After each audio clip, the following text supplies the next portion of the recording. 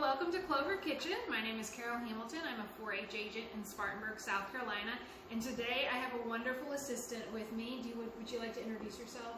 Hi, my name is Eva Earl, and I'm a 4-H'er in Spartanburg County. And today we're going to make a chicken pot pie recipe for you at home. It has a lot of great ingredients, some chicken, vegetables. This dish is really good for a wholesome meal for dinner for the family. So the first thing we're going to do, Eva, is we're going to start our chicken and our vegetables. So do you want to put a little bit of olive oil into our pan today? And really any oil will work, but olive oil has a distinct taste and it'll be really good with this chicken.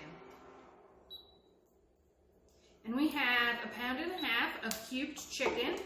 It is fresh, thawed out. So if you're using frozen chicken, just make sure that it is defrosted all the way. But if you want to go ahead and add our 1.5 pounds of chicken, and she's got a spatula there. This chicken's going to cook for about 15 minutes. We want to make sure that all the pink is removed from the center and cooked out. So we'll just kind of stir it as it goes along. But we're also going to add in some of our vegetables. So we have 1/2 cup of chopped celery, 1 cup of frozen peas. These can actually be frozen when you use them, just because they're so small, they'll cool off pretty quick. We've got 1.5 cups of sliced carrots, and we'll add all of those into our pan here and get everything cooking. Sound good? Mm-hmm. Okay. I'll pour and you can kind of keep it stirred up.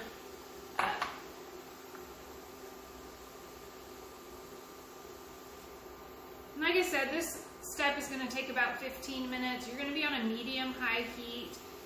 If you get to a point where it's looking a little bit dry, you can add some water or some additional oil to the pan. But these vegetables are adding some moisture as well. And it looks so vibrant already.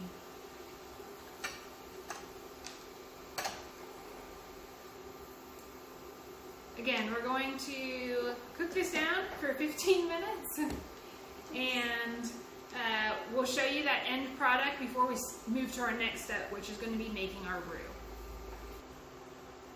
So it's been about 15 minutes and our chicken is cooked all the way through. There's no pink in the center. Our vegetables are softened, and so Eva's transferring that mixture into a bowl that we're just going to set aside until we're ready to assemble our pot pie. Our next step is going to be to make our roux. So as soon as Eva finishes transferring our vegetables and our meat over, we'll be ready to make our roux. Okay, our next step is we're going to make our roux. And our roux is going to have onions and butter. That's what we're going to start with. So our goal here is to get our 1/3 cup of onions to be soft and translucent. That'll take about 7 minutes. And we're just using a small saucepan, and then we'll add our chicken broth, milk, some parsley, and flour in a minute. So go ahead and add your onions.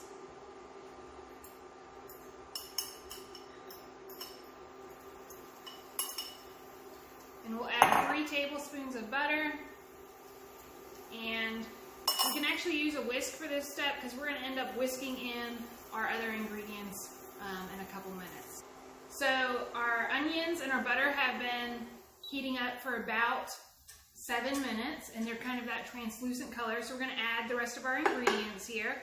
So we're going to start, if you want to add some pepper to it, we're going to add about 1/2 teaspoon of salt, about 1/4 teaspoon of pepper. So she's just going to grind a little bit in there by eye.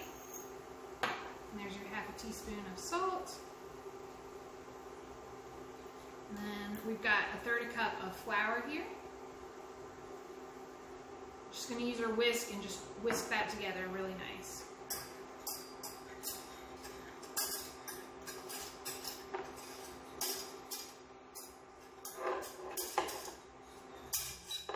And once it's all blended, we can start adding our chicken broth. We're using a low sodium broth to kind of bring that salt content down in the recipe. I'll pour it if you want to whisk.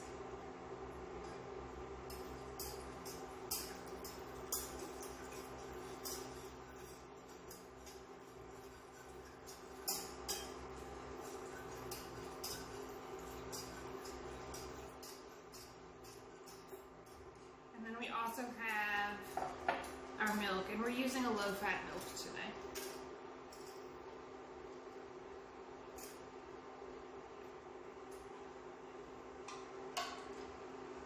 Once all these ingredients are combined, we're going to keep it on the heat for about 5 minutes, but we're going to let it simmer down. It should kind of condense into a thicker mixture by the end of the 5 minutes. So we don't want it to be as liquid. We don't want a soggy pot pie. So that'll continue to simmer for about 5 minutes, and we'll check back. And then we're going to add our fresh parsley. We've got about a 1/4 cup of chopped parsley here that we'll add in before we assemble in our last step of making our pot pie. Our roux has been simmering for about 5 minutes, and we're going to go ahead and add a 1/4 cup of fresh parsley in. And the reason we don't add our parsley earlier is because we want a lot of that fresh flavor to it, and we don't want to cook it down too much. So we can go ahead and add our parsley in, and she'll stir that up. And I'm going to go ahead and prep our pie pan. So you can use a disposable pie pan. I'm using a glass pie pan today, and we're just using pre-made pie crust that you can buy at the store. And I'm just going to unroll it into the pie pan and kind of fit it around our edges. And you're going to need a top and a bottom for this.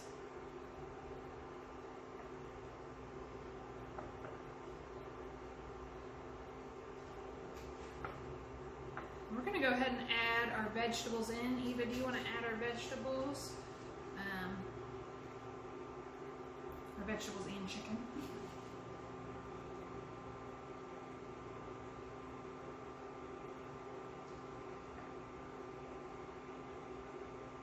And if you have a lot of extra liquid at this point, you want to pour that off before it goes into the pie, but we didn't have too much left over, so I think this will work out well. And you're just going to evenly spread your chicken and vegetable mixture all over the pie. That looks great. It smells good. Too bad we don't have smell-o-vision. And now we can go ahead and pour our roux all over this chicken pot pie mixture. And it should have thickened up a little bit.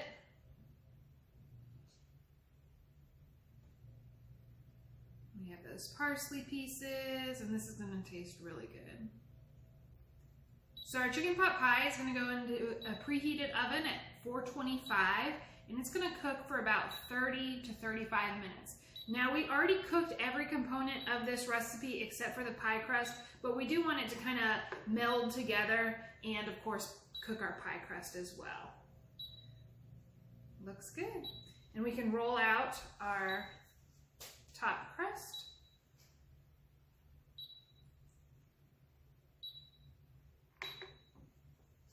There we go. And we can cut off the extra edges, but my favorite trick for pie crust edges is just to push it with a fork. Do you want to go ahead and do that? And then we'll cut the excess off. And you can even cut a little cute design to the top if you want, or just make 4 slash marks. However you want to do it. We might try to do a clover today. I don't know. Let's see how good our knife skills are.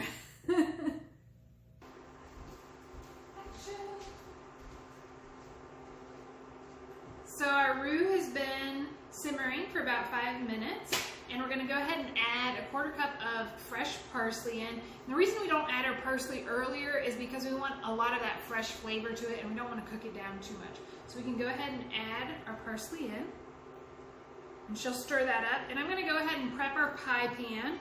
So you can use a disposable pie pan. I'm using a glass pie pan today, and we're just using pre-made pie crust that you can buy at the store. And I'm just going to unroll it into the pie pan and kind of fit it around our edges. And you're going to need a top and a bottom for this.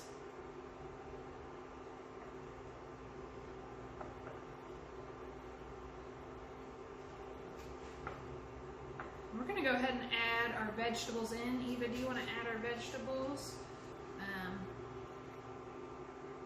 Our vegetables and chicken.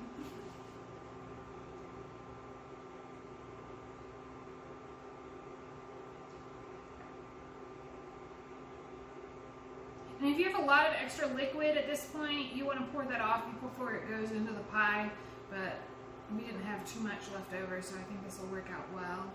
And you're just going to evenly spread your chicken and vegetable mixture all over the pie. That looks great. Smells good. Too bad we don't have smell-o-vision. And now we can go ahead and pour our roux all over this chicken pot pie mixture. And it should have thickened up a little bit.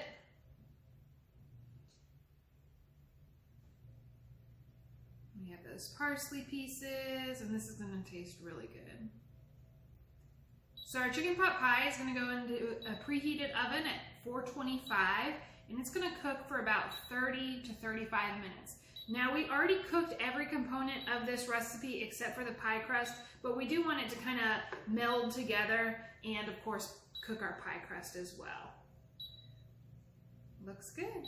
And we can roll out our top crust.